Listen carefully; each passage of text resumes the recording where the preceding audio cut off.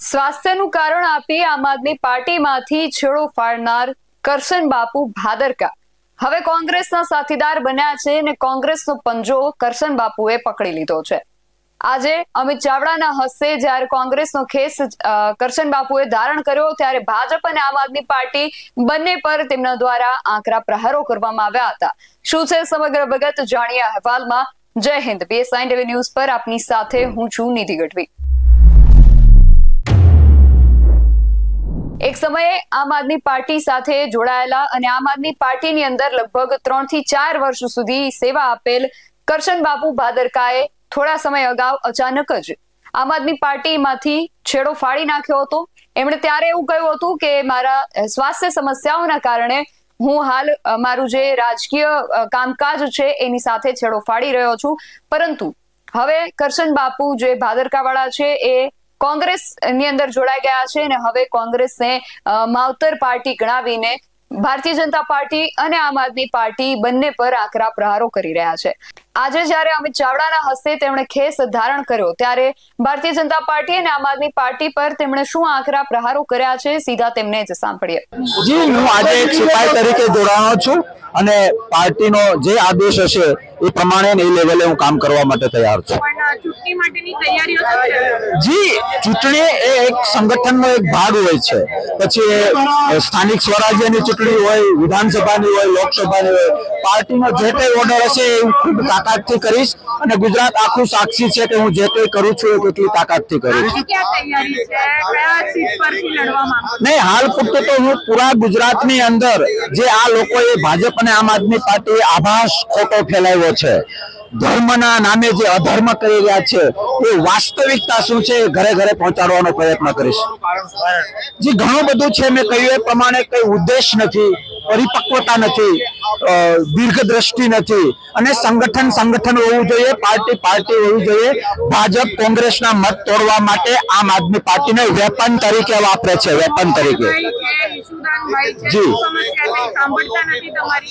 નહીં, હું જ્યાં સુધી આમ આદમી પાર્ટીમાં રહ્યો ત્યાં સુધી મને તો માથે રાખ્યો છે, આખું ગુજરાત એનું સાક્ષી છે, પણ ક્યાં જવું છે એની તો ખબર હોવી જોઈએ, ઉદ્દેશ તો હોવો જોઈએ।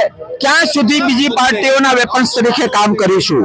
લોકશાહી એ માવતર છે, આઝાદી જે કઈ લોકશાહીને આપણે તમે પૂછી રહ્યા છો, હું બોલી રહ્યા છું, બધી આઝાદીની દેન છે ને આઝાદીના પાયામાં કોંગ્રેસ છે। એટલે હું રિપીટ કરું છું કે કોંગ્રેસ એ માવતર પાર્ટી છે અને દરેક લોકશાહી પ્રેમીએ એનું રક્ષણ કરવું જોઈએ, જતન કરવું જોઈએ। જી, વક્રતુંડ મહાકાય સૂર્યકોટિ સમપ્રભા નિર્વિઘ્નમ કરુ દેવ મે સર્વ કાર્યેષુ સર્વદા।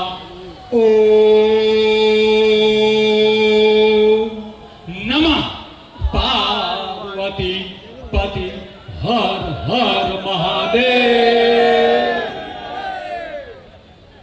ટૂંકું અને ટચ કહેવું છે, આમ આદમી પાર્ટીની વાસ્તવિકતા હું જોઈને આવ્યો છું અને ભાજપની વાસ્તવિકતા દેશ અને દુનિયા જાણે છે। 2 મિનિટમાં મારે એ કહેવું છે કે તમારે ને મારે સંકલ્પ કરવાનો છે।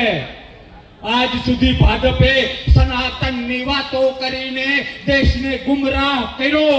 જે લોકોએ ગાયની કતલ કરીને માથે ભગવા રાખીને, જે લોકોએ ગાયની કતલ કરીને માથે ભગવા રાખીને ગાયના માંસ ઉપર દાન લીધું છે, એવા લોકોને ઘર ભેગા કરવા માટે આજે તમારી સાથે આવ્યો છું, અને એ માટે 2 હાથ અને ત્રીજું માથું જોડીને વિનંતી કરવી છે, આમ આદમી પાર્ટી તમે ક્યાંથી આવો છો, જે સોસાયટીમાંથી આવો છો, જે ગામમાંથી આવો છો, એને કહેજો કે ડરપોક ભાજપને કોંગ્રેસથી ડર લાગે છે, એટલા માટે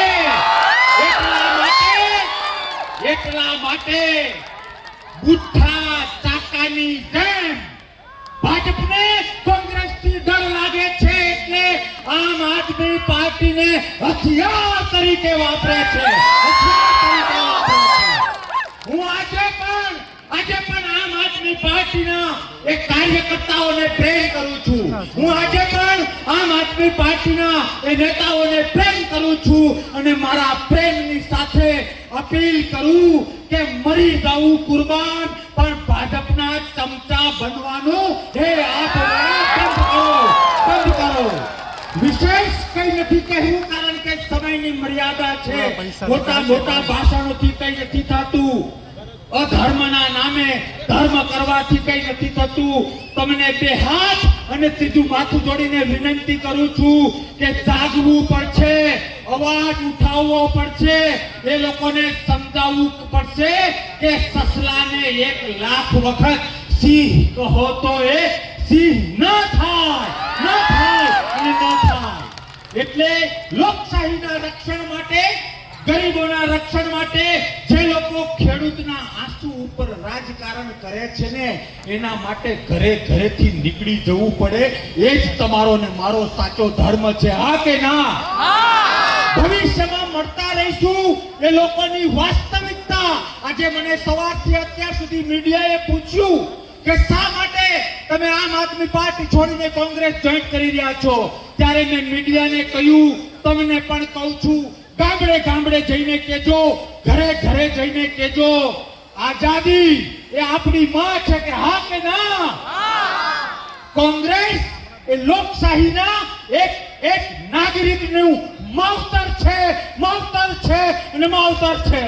આવો એ માવતરનું જતન કરીએ, એ લોકશાહીનું જતન કરીએ. અને મેં લોકોને, મીડિયા વાળા ભાઈઓને કહ્યું, તમને કહું, તમે તમારા વિસ્તારમાં કહેજો કે ભાજપ કયું હથિયાર આગળ કરે છે, તો કે આપ. એ બધું જ આભાસી છે.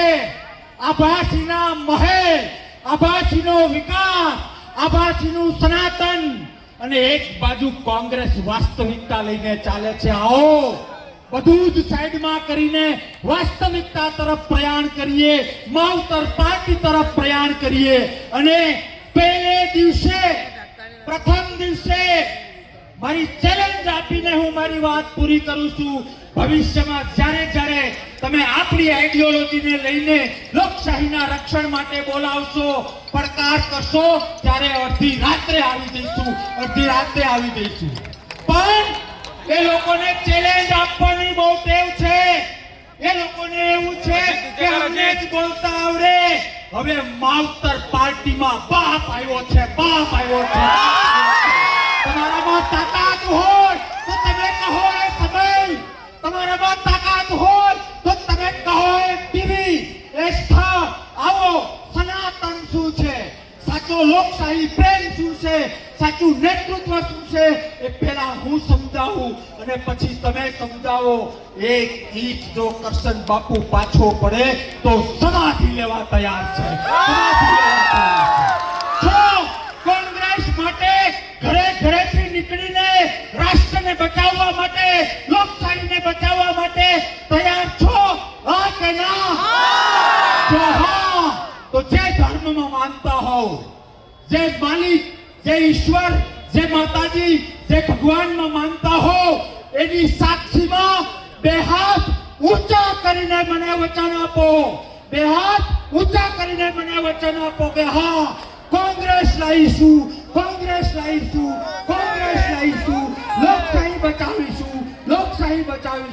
લોકશાહી બચાવીશું. છેલ્લે મહાદેવને યાદ કરીને મારી વાત પૂરી કરું છું. પણ યાદ રાખજો, ભવિષ્યમાં મળતું રહેવું છે અને આ લોકોના દાંત ખાટા કાઢતા રહેવા છે. હા કે ના? ઓમ નમઃ પાર્વતી હર હર મહાદેવ. જય હિન્દ, જય લોકશાહી, જય લોકશાહી, જય લોકશાહી. તો કરશન બાપુના આ પક્ષ પલટા વિશે અને હવે ભાજપ અને આમ આદમી પાર્ટી પર આ કરવામાં આવી રહેલા પ્રહારો વિશે તમારું શું માનવું છે અમને કમેન્ટ કરીને ચોક્કસથી જણાવજો.